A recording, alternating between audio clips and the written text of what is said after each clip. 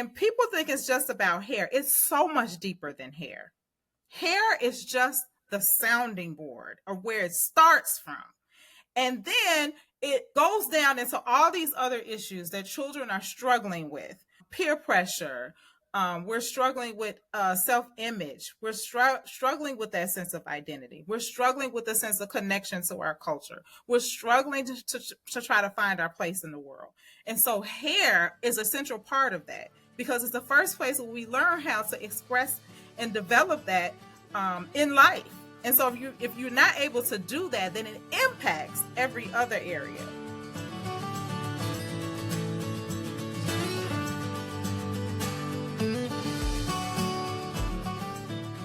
Your dream is to become a mom. My dream is to help you get there. I'm Rebecca Gruenspan, a single mom through domestic adoption and an adoption consultant for over a decade.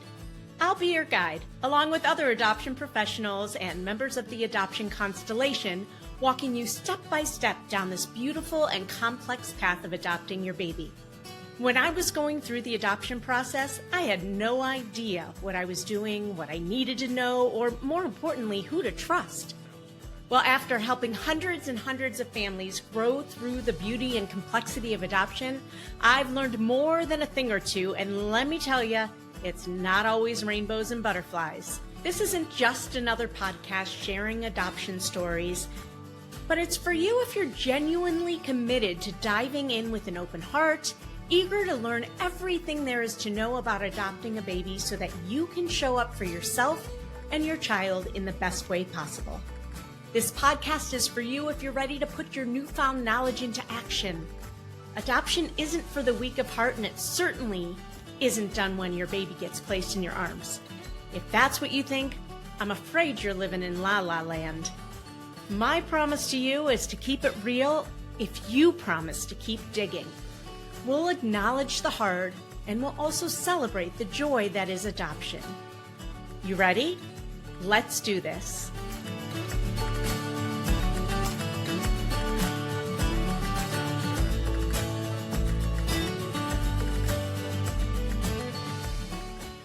Welcome to the Adoption Roadmap Podcast.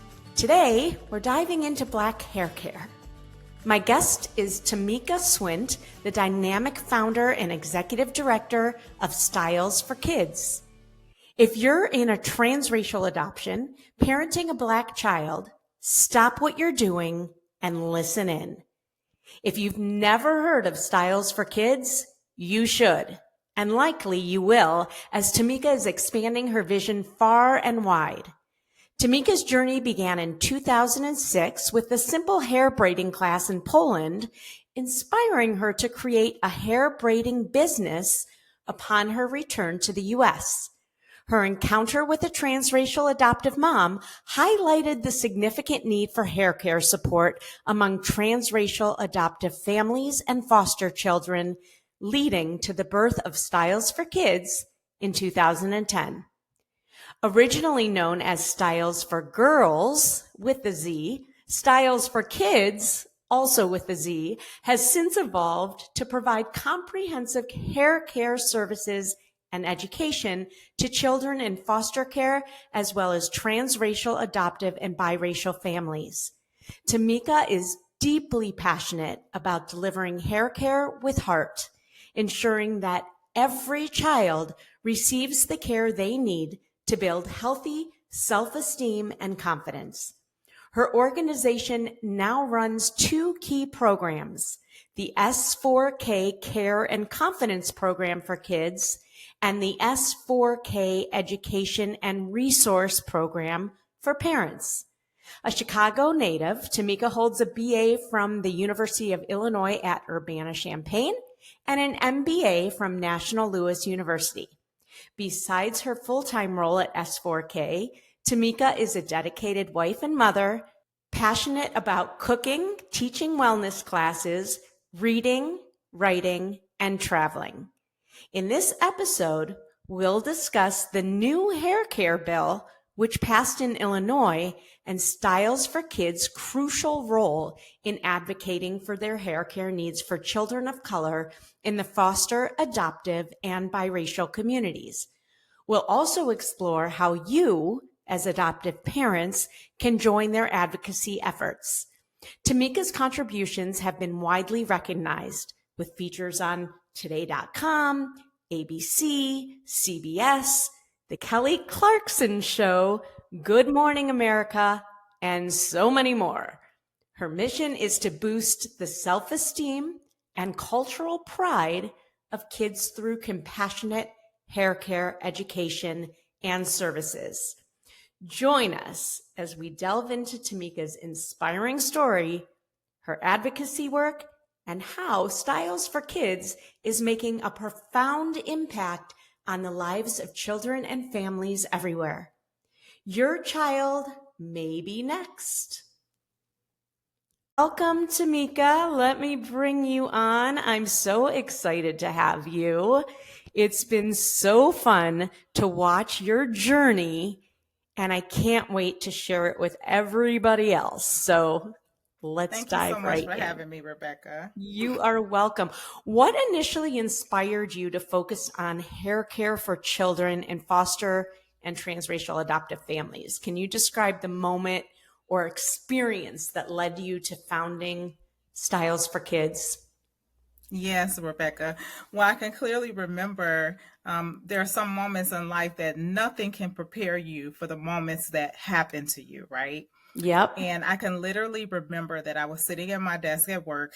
I was selling insurance, and I got a call from Mary. And immediately I could hear the sense of urgency that was in her voice. And I knew that it was important, but I don't think I knew how important it was until I met her. And I will never forget the moment that I met her two girls, and she called me and asked me if I could come over like today. Was she a friend of yours? Like who was Mary? No. So interestingly enough, I was sitting in church service just the day before. Yeah, just the day before. And I saw a woman whose daughter's hair was beautifully braided.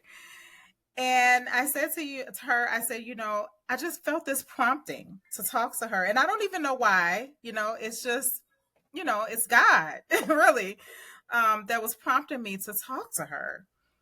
And as I talked to her, I mean, her daughter's hair was beautifully braided. She didn't need my services, And she said, honey, she said, I don't need your help, but I know someone who does. And as a matter of fact, she's going to call you tomorrow. And that was the call that I got from Mary. And she asked me if I could come over today. And I said, well, I guess. And she gave me her address. I went to her house and I met her girls. And I mean, that moment literally changed my life. As an African-American woman at the time, I can remember my youngest thoughts as a girl having ponytails and beads and all the beautiful hairstyles that my mom used to do on my hair. And when I met Ariel and Anaya, knowing that they had never experienced having those beautiful hairstyles, and also the sense of despair.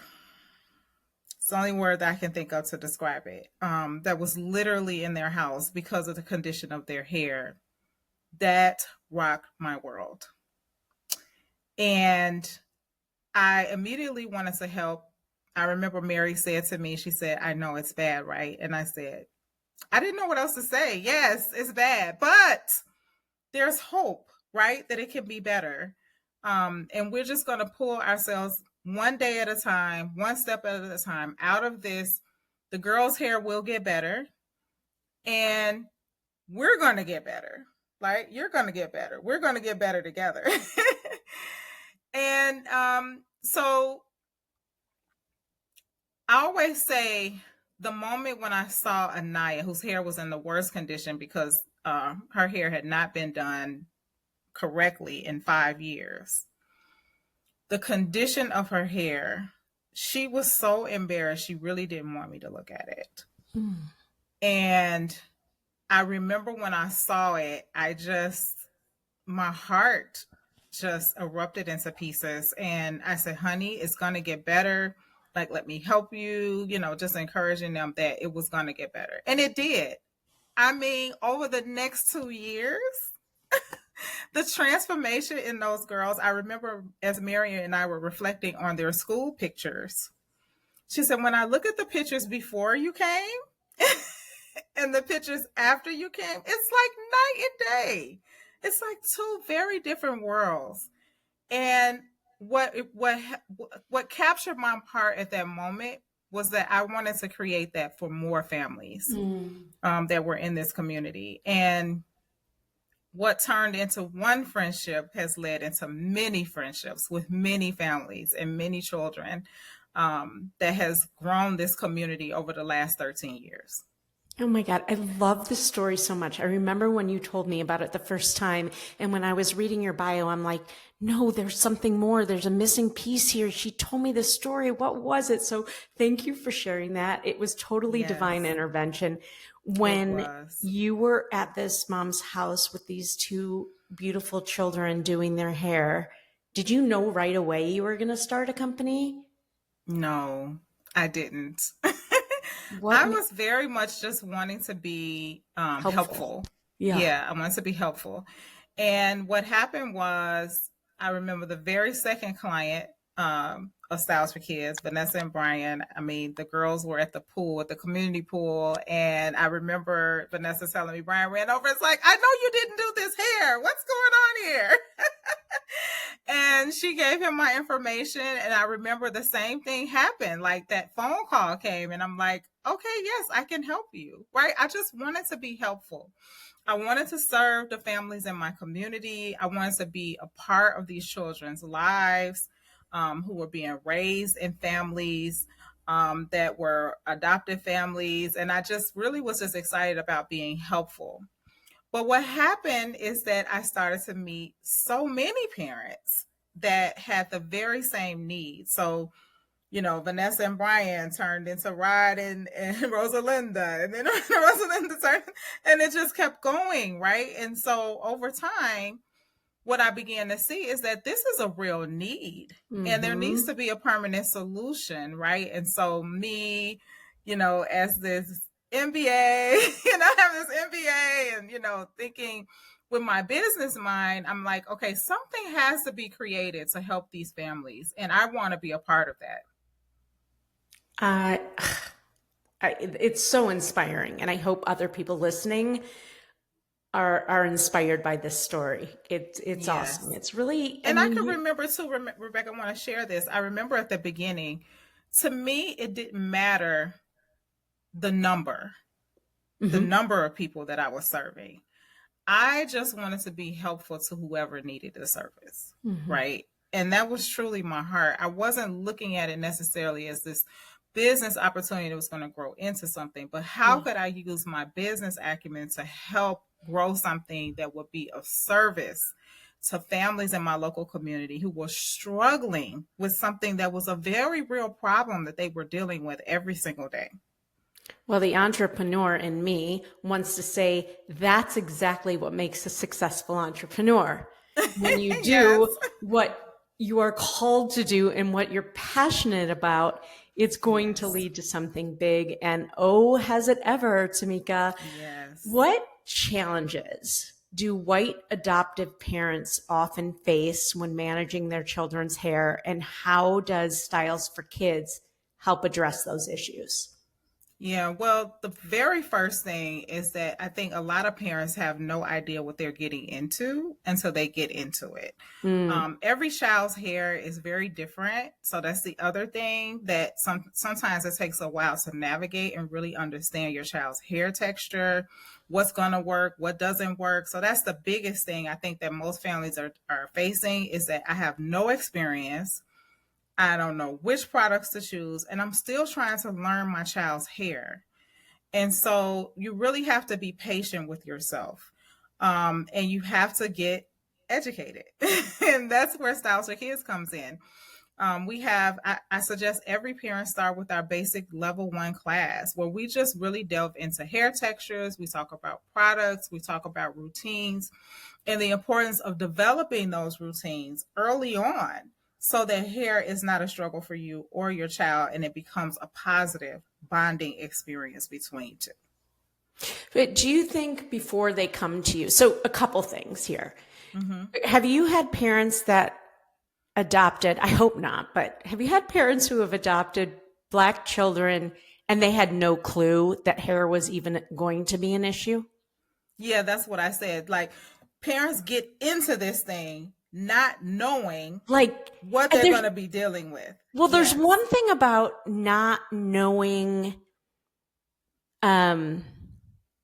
like knowing that Black hair care is a thing and not knowing Yes. how to do it are Yes. kind of two different things. Yes, true. Hopefully, if you're adopting a child who is Black, you know that Black hair care is a thing that you're not going to be able to just figure out in a day.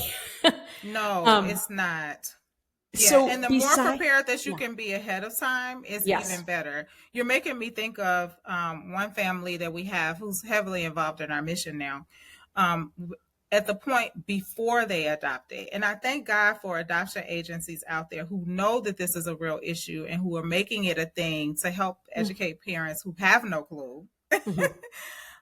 They came to a workshop before they adopted. So while they were waiting, they came and they invested in the education and the knowledge, and hair was never an issue for them, right? Because they had no clue. They recognized that, and they came to a class to get educated so that I'm prepared ahead of time. So that when my child comes, I know what to do. I know the products. I have some resources going to help me. And I'm able to navigate through that with little to no difficulty. And I'm telling you, their daughter is flourishing. She's never experienced what Anaya experienced in the beginning. I am so glad you brought this up. Just today, we released an episode of the Adoption Roadmap podcast where I interviewed Lucrease Bundy, who you may have met at a conference that we were both at recently. And the whole conversation was about what you can do before you even get started. And if you haven't listened to that episode, I'll link it in the show notes so that you can go back and listen to it. But it's exactly what Tamika is talking about.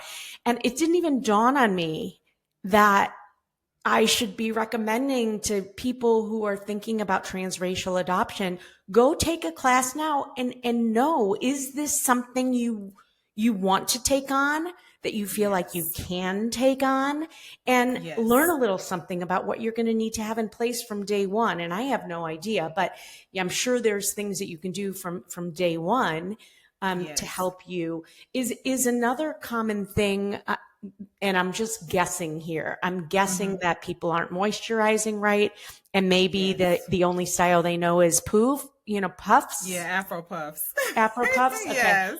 Hydration right? and moisturization issues are the number one concern with families. I think most of the parents have no idea what the correct steps are, and they aren't following the right routines. And so that's where we come in. We want to show you how to follow the steps so we can make sure the hair is moisturized, and then how to develop the right routine so that it stays moisturized. So there's some things that you have to do along the way. Okay. So what resources and educational tools does S4K provide to parents, especially those who may not be familiar with caring for textured hair, which is probably most of them? Yes. Well, first is here in Chicago, we have a salon. So we have services that are available for parents where you can come in and get services on a regular basis if you need that. And for parents who are here near or far, we have our workshops. And our workshops are currently offered online and in person. We start with the hair care basics. We take you into some hands-on learning. We teach you braiding. And we also have our advanced classes for those of you who are a bit further along. In addition to that, we have our online training platform that we developed during COVID-19 to help parents who may not be able to come into a place for a class or even have access to Zoom because of scheduling limitations. So the online training platform is available to you 24 hours a day, 7 days a week, 365 days a year. You can pause, you can go back. Every month you get a new training on a different topic surrounding texture hair for boys and girls. $7.99 a month, which is about the cost of a Starbucks coffee and a half. Totally. So if you can sacrifice a Starbucks coffee, you can invest in the online training platform, which supports Styles for Kids programs, as well as gives you the education and resource that you need right at your fingertips to learn how to do texture hair. Now, we do it from the perspective of an adoptive and foster parent. So we start at a very basic elementary education level of explaining to you how to do your kids' hair. So if you've had no experience with texture hair, just start at the beginning. I'm thinking of one of our Just dads. start from the very Just start from the beginning. Yes. It's a One very of our good dads, place to start. Yes. One of our adoptive dads, he was saying how he's been subscribing the whole time, but he started at the beginning and he posted a picture in the family community page. I mean, he's doing braids, he's doing beads, he's doing the whole thing, right? Beautiful. Again, as a result of the program. So you definitely want to access that. And then last but not least, we do have our traveling workshops. So look for Styles for Kids to come to an area local near you. And if you're interested in helping us navigate through that, then reach out to us. Awesome. So you're teaching about the products to use. Like, do you Yes. give people like a list of products to use too? Even better, for our traveling workshops, we actually bring all of the products and tools that you need, and we teach you how to use them, and you walk away with them. So that's one of the assets of the in-person learning that we do. So if we're coming to an area near you, you want to come to one of those because we have companies that sponsor products and all of that, and we teach you how to use it. But if you want to learn product use, I highly recommend the online training because we do recommend products in it, and we also teach you how to use them in the training. Awesome. And then do you also do like step-by-step hairstyles? Yes, On we there? do. And you especially want to check out the Christmas hair. We did some Christmas hair specials. So if you're wanting to prepare those kids for the holidays, you got to get in there and check out the training. Okay, there is Christmas hair, people. Yes, we hear Christmas this? hair. Yes. I would take it, and I don't even know who I'd use it on. That's so fun. And I have to tell you that when I lived in Chicago, I'm in Cleveland now. When we had an adoptive family retreat, we brought Tamika's team in to do a hands-on workshop. And this was a long time ago. And it was definitely one of the most favorite workshops that we did, and people still talk about it. And I think you gained a lot of clients that day because they're like, oh yes, we need this. Absolutely. And a lot of referrals. And a lot of referrals. Before we go on, we're going to take a quick break, but don't go away. We still have so much to talk about. Hey there, Adoption Roadmap fam. Are you ready to take the next step on your journey to parenthood? If so, head over to our website and take our quiz. It's called, Are You Ready to Adopt? It's not just about testing your knowledge. It's about making sure you're emotionally and practically prepared for the beautiful, complex journey of adoption. Let's make your dream of parenthood a reality. Go to rgadoptionconsulting.com and take the Are You Ready to Adopt quiz today. That's rgadoptionconsulting.com. The quiz is free, and it will let you know where you are in the process and if you're ready to jump into your adoption journey. I read something that blew my mind about a hair care bill. Okay. I'm so excited. Can you explain the significance of this? It's HB5, House Bill 5097, hair care bill in Illinois. Yes. What the heck is that? How is hair a governmental thing? And what does Styles for Kids have to do with this? Yeah, well, I received a call from the legal team who was working on helping the two youth who are navigating through advocating for this bill at that time. They were helping them advocate for it, and they were looking for professional advice or professional opinion on things that they could include in their arguments in Springfield. And so I was excited to talk with the team and share my insight and experience over the last 13 years of working with families in the adoptive and foster care community, and able to share some things that they were able to actually take into their argument for the bill in Springfield, which is Okay, back super up for a exciting. second. Back up for a second. Who called you, and what is it that they're trying to pass? Like, what is the actual bill, and why? Yeah. Do you know all of that? So HB 5097 is a bill that allows every child in foster care to have a hair care plan. And that hair care plan has to be developed in consultation with the youth and take into consideration their preferences and how they would like to have their hair styled and done.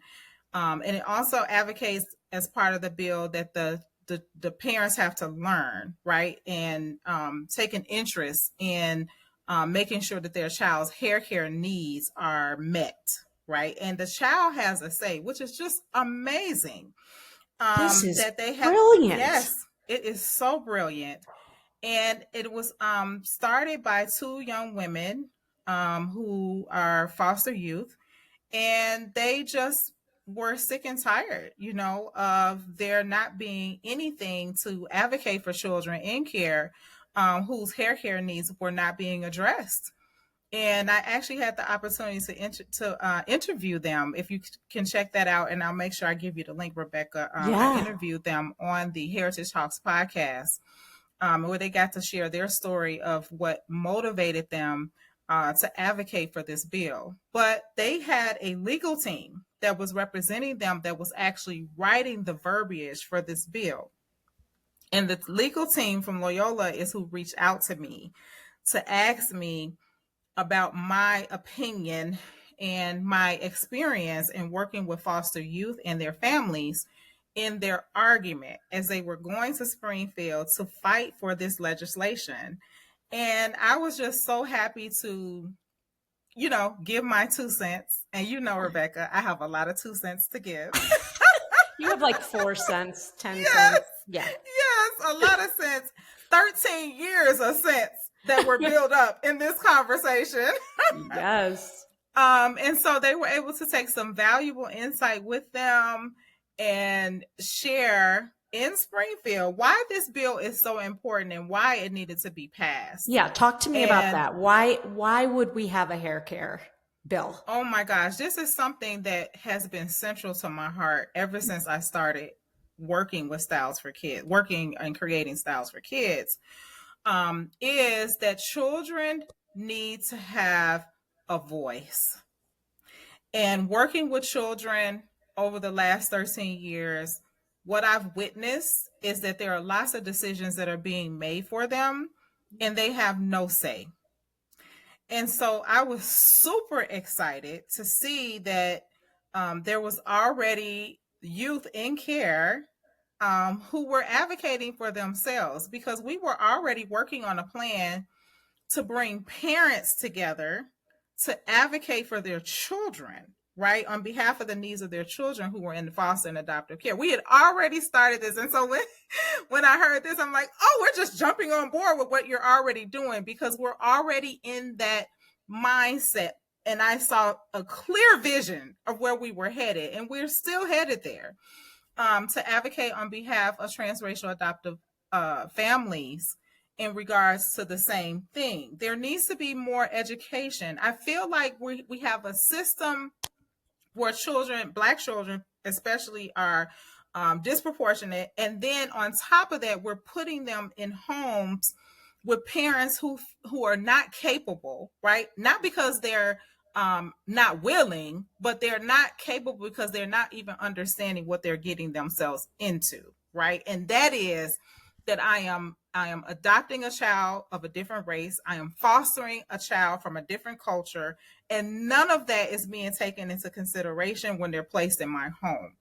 And so we were already on the path of advocating for children by utilizing their parents to do that. So when this bill came out, I'm like, oh my gosh, this is amazing, because now the kids have a voice and they're able to say what it is that I want, how I want to wear my hair, which is an important part of your identity and self-expression. And no one should ever have to have decisions made for them and not have a voice when it comes to how you want to look and how you want to express who you are as an individual.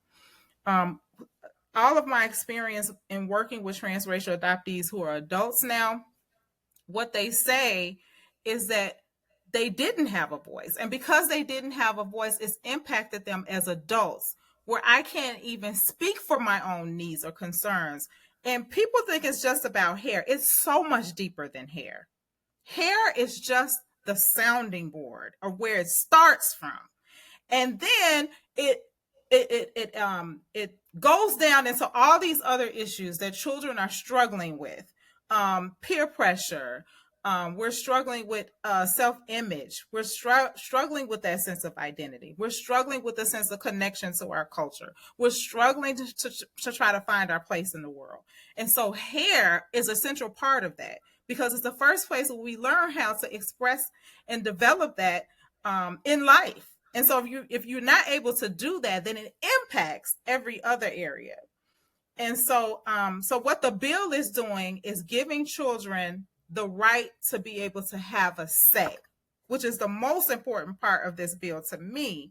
And then secondly, to have their hair done and have adults be accountable, right? Because if we're not accountable, then sometimes we overlook what's needed, not understanding the long-term impact that it's having on our children.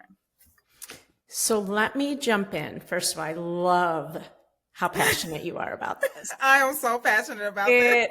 I mean, from one passionate person to another, I love this passion. Okay, I'm going to play devil's advocate for a minute. Yes. I mean, hair is hair. Why can't they just like put it up in a ponytail or put a clip in? Why do we need to be worried about these children's hair? The reason why you need to be worried about your child's hair is because it's not just about hair. It's about who they are as individuals and who they're going to be, and helping to develop the fiber of a person. The fiber of a person at the end of the day determines what we're going to do in life. Okay. And so culturally, what does this mean? Where does it come from culturally? Well, the cultural significance is that hair has always been a huge part of the African American culture. There are periods of history that have been defined through hairstyles. If we think about the Afro and what that meant, during the Black Panther movement, all these movements that were created, and hair was a central part of it. Or if you think about when the Jerry curl came out and the form of expression that was culturally for the Black community. So there are periods of time and decades that have been defined through hairstyles. And so culturally, it's a big deal to us. And when it's something that is overlooked or not even considered as important, is a sense of pride that is wrapped up in that is taken away when you rob your children from the experience of having a cultural hairstyle. So it helps to define, again, we're talking about the fiber of a person. Your child is going to be in the world as a Black person. And so in the world as a Black person means I need to have a sense of pride in who I am. And that's the cultural piece. I am proud of my locks. So much so, by the way, this is so great. So much so, this is the only, like, I hear stories all the time about white people adopting Black, kids, especially girls. And then other Black people will come up to them and comment on their child's hair, whether you're doing a good job or you need some help. You need to work on your child's hair. Right. That's a thing. Like people It's a will thing. come up to you. Mhm. What's that about? It's because of what I just said. It's that sense of pride. And so what you're teaching your child when you're not making hair important is that they are not to be proud of who they are as a person of color. And that should never be, because again, your child is going to be in the world. We are preparing them for life. That's what we have to keep in mind. And in preparing them for life, I'm preparing them to be in the world as a Black person. And as a Black person, we take care of our hair. Yep. And that's why you're being pulled to the side, is because there's concern about what's being created in the mind of that child, which is that hair is not important, and I don't need to have a sense of pride in who I am and in my connection to my culture and sense of identity. And so that's what that Black person sees when they see your child's hair not done. And because in our mind, it's central to who we are, now we want to protect that, right? So it's not, don't take it personal, because in most cases it's not. It's coming from a place of genuine concern for you and for your child, and the message that's being communicated when the hair is not done. And the message that's being communicated is that you don't know what you're doing, and that it's not important, and the child is not getting what it needs, which is that sense of connection to culture and the pride of who they are.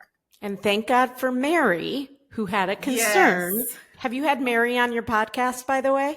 I have not. All right, you need to. She moved to a different state. I do. I want to have her on. You need to have her on.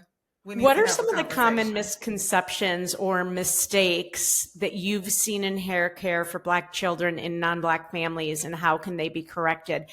More so, well, and I guess we talked about this, but what are some of the misconceptions that you've heard?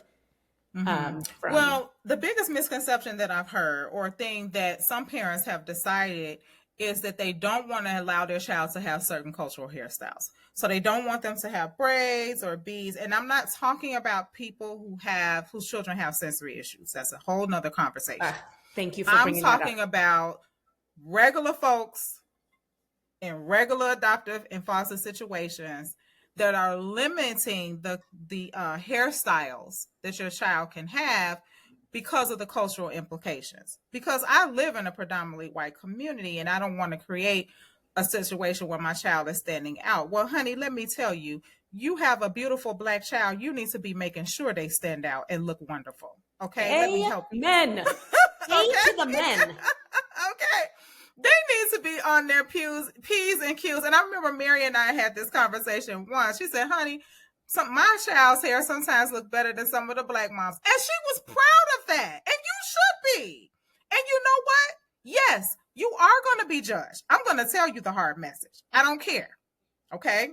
Yes, you are going to be judged because the dynamics of your family is different. You are a white mom with a Black child. You are a white dad with a Black child. And yes, you're going to be judged if you're outside and the child's hair not done and it's a bad hair day. I'm sorry. It's just what it is. Okay. So my recommendation for you is to make a comb and brush your friend. Okay. There's a lot of people who need to heed that advice. Yes. Those are your friends. Okay. And they need to become your best friends for a little while. All right. Remember, nothing is permanent. Okay, for the season that you are caring for your child, they need to be your friends. We need to be combing, brushing, and moisturizing every day. If you choose to wear Afro puffs, they need to be the best Afro puffs you have ever seen. Okay? Hydrated, moisturize, and smooth down. And that's where we're here to help you. Repeat after me. Your comb and your brush and your moisturizer every day. If your child's hair is not in a protective style. And if it is in a protective style, you still need to be hydrating and moisturizing. So you need to go to the Styles for Kids website, to the resource page, and you need to download the resource card for protective styles. Okay, what is a protective style? Yes. What's a protective style? So I am wearing a protective style. So we're talking about locks, braids, twists, anything that's going to protect the hair and keep it moisturized.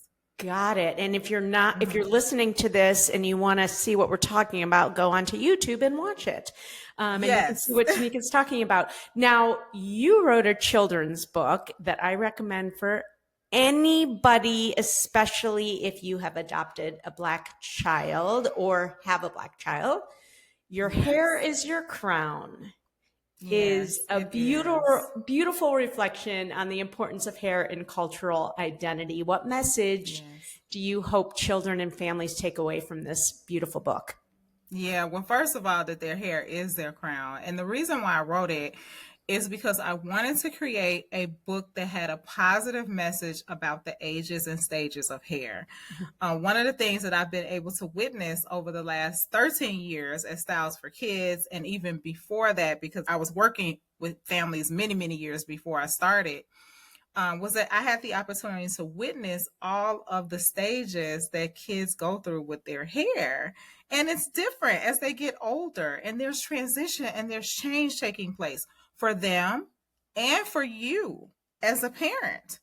And so I really want to capture that in the book in a way that also breaks multiculturalism. Our families are very diverse. Everybody doesn't look the same. And so I really want to capture that in the book, as well as give the positive message to kids that their hair is their crown. And it's something you should be proud of and not embarrassed about. And so that is the reason why Your Hair is Your Crown exists. That is so great. What message do you want to give to adoptive parents who are navigating the complexities of raising children of different racial backgrounds, particularly in terms of cultural identity and self-esteem? Yes. What I want to say is you can do it. And when I say it, I mean whatever is challenging you at the end of the day, because it's different for every family, you can do it. And if you believe in your ability to be able to do it, that is the first step. Because what I see for a lot of parents is that they don't believe they can do it. I think of the mom in the class who's telling me they can't get their hands to go that way. You can. It may take a little bit of practice. It may take a little bit of practice in most, but you can do it. I think of the mom in the class that's telling me that they can't do it because their child can't sit long enough. Well, guess what? They're not going to be two forever. They do get older. So you can do it. Do it the best that you can where you are right now, believing that you can grow to the place where you need to be. And I think that's the biggest mistake that I see parents make, and they will give up because of the challenges that they're experiencing, particularly parents who have children with sensory issues or who have special needs. You can still do it. Okay? Because there are parents that are doing it. And that is why we created a community of parents now where you are rooting each other on at the place where you are. Because everybody is different, but at the same time, together, you're stronger because you can pull on the stories and the testimonies of one another. And so we're creating that for you, but just know you can do it. I want you to hear my voice the next time that you're telling yourself that you can't. Tamika said, I can do it. And you can. I saw a white dad on YouTube doing a crochet. There's an old adage of a guy who asked, how do I get to Carnegie Hall? And the answer is practice, practice, practice, practice. Practice. That's it. You can do it. Right? You have to practice long enough. I say long enough and strong enough. You can do it.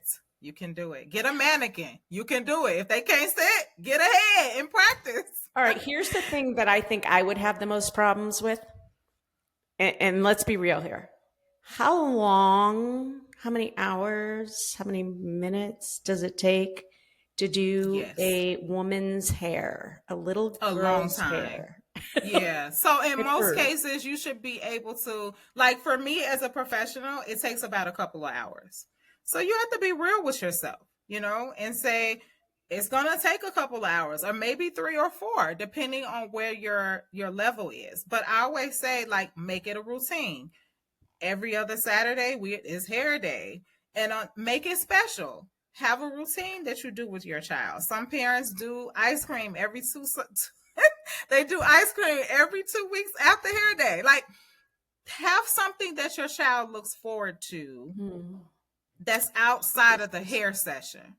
Yes. And and then they'll associate hair care. And then they'll associate hair care with the fun thing. Yes, exactly. Make it a fun thing for them and for you. Yeah. And especially if you're struggling. If you're struggling, you really got to have those powerful associations. It's going to change their mindset about hair day. As you expand styles for kids, and kids is spelled Kidz. Yes. Or the way you say it, S4K. S4K. Mm-hmm. What are your future goals for the organization, and how can individuals and communities support your mission? You talked a little bit about that part at the beginning, but what are your future goals? I've heard a couple. Yeah. In the words of one of our parents that attended last year's gala, we want to see Styles for Kids national. And that is amen. We want to see Styles for Kids everywhere. We want what we have here in Chicago available to other communities. And I'm always admiring people who don't just talk the talk, but they walk the walk by raising their hand to volunteer and support us. And so if there are parents out there right now, what we're looking for are parents who are interested in starting advocacy groups.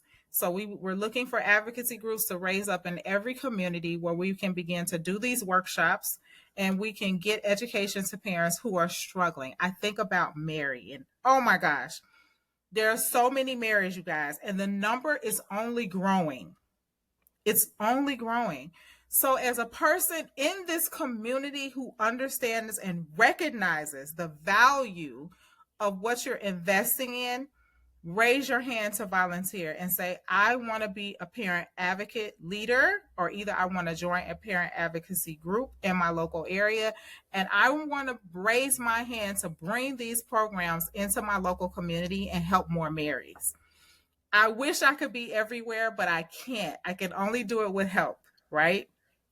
So right now we have advocacy groups in Chicago and DC. We have 2 amazing ladies out there who is leading the charge for the DC, Maryland, Virginia area. So you want to join or become part of one of those groups, or if you want to start a group in your local area, let's get it done. Wow. Okay. You're going to have to tell me how I can share that with my community, because we have so many families who adopted transracially, and I know could use your help. That's awesome. For sure. And I'm so excited to see this popping up in more communities. That's amazing. And I wish you all the luck in the world. Thank you. I'd love to hear, and you mentioned some at the beginning, but can you share a memorable success story or a moment from your work at Styles for Kids that illustrates the impact of your programs on a child or a family's life? Yes, I'd love to hear one of those stories. So over the last year, we partnered with Jockey Being Family, which is an organization that supports families that are adopting and provides resources. And last year, they sponsored a workshop in Wisconsin. And we got to go help 50 families there. So 50 parents and 50 children who were in need of hair care education. And many of the parents that came had never had a hair care class. So that in itself was a lot to wrap our mind around. But there was one little girl. She was really struggling to let her mom do her hair. And I decided to go over and offer some support. And I asked her mom if I could pull her to the side because she was crying and she was really struggling and she just was not being cooperative. And I just wanted to talk with her. And I said, honey, what's going on? And she said, my mom's hair is straight. My sister's hair is straight. And my hair is just too hard. And Rebecca, I just immediately I didn't really know how to respond. But at that moment, I felt the weight of that 8-year-old girl. And I promised her, if you will just let us teach your mom, I promise you, you will love your hair. I promise. And hair will not be a struggle after today.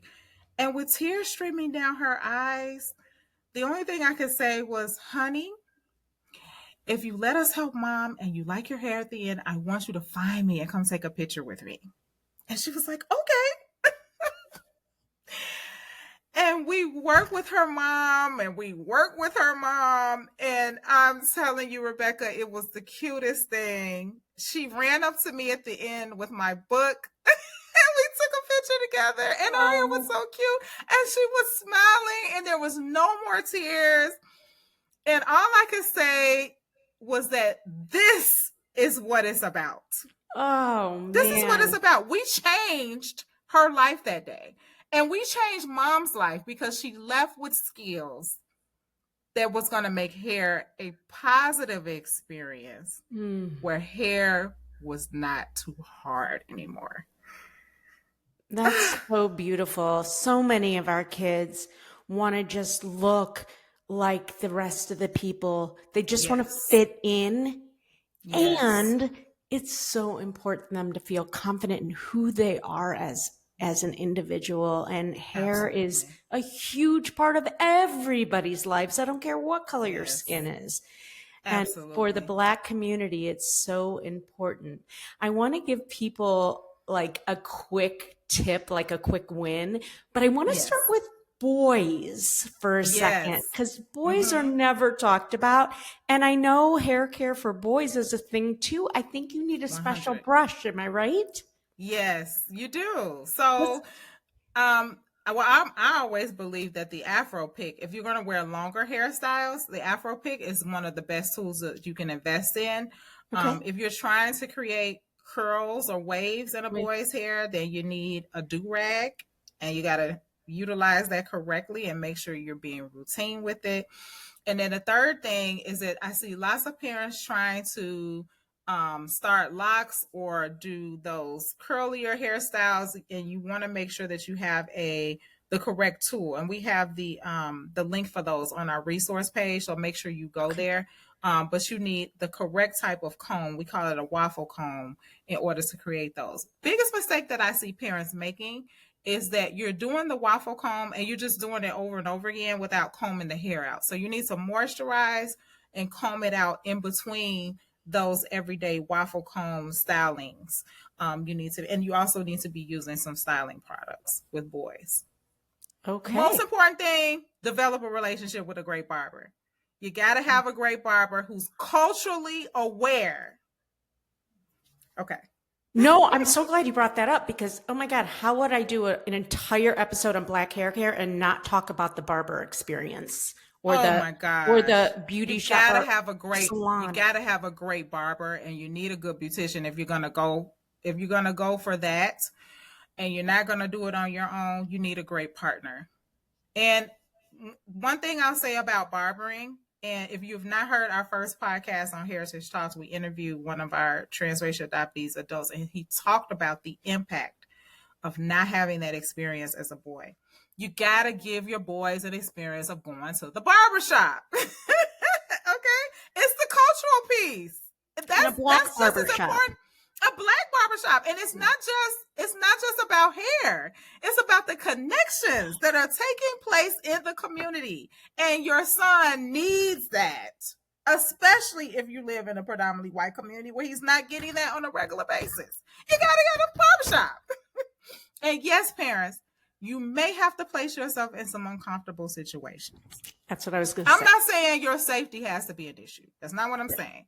But find a place where they are going to embrace you and your family, and where you can give your son these experiences. Oh, I have chills. Thank you. That was such a beautiful place to end. This conversation is so gold for so many people.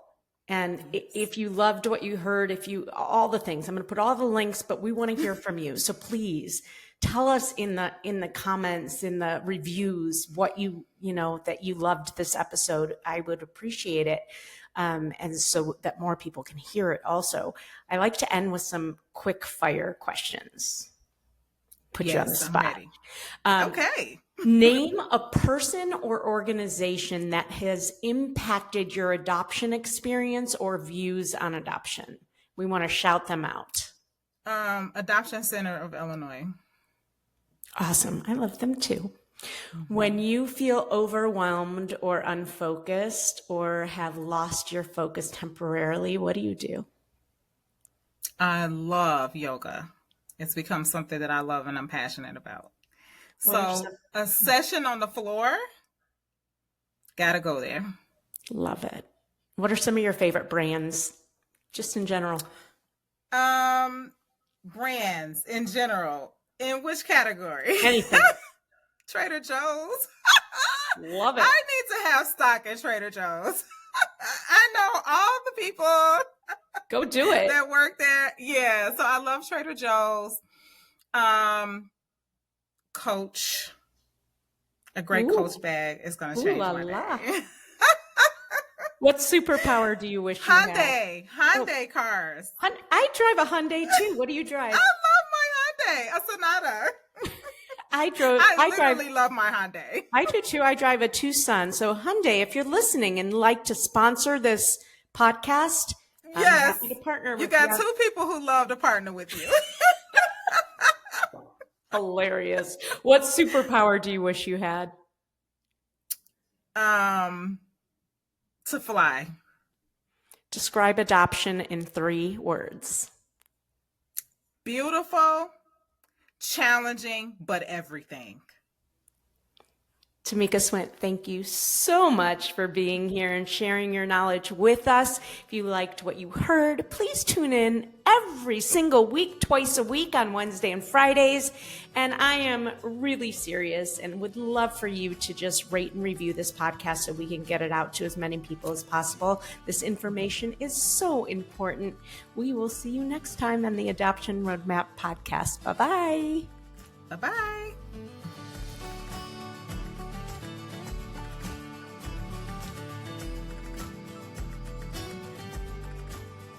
Well, I hope you enjoyed that episode of the Adoption Roadmap podcast. If you did, I have a few favors to ask of you. First, please hit subscribe so you never miss an episode. And while you're at it, I'd love to hear your takeaways. Please write a review and let me know what you liked.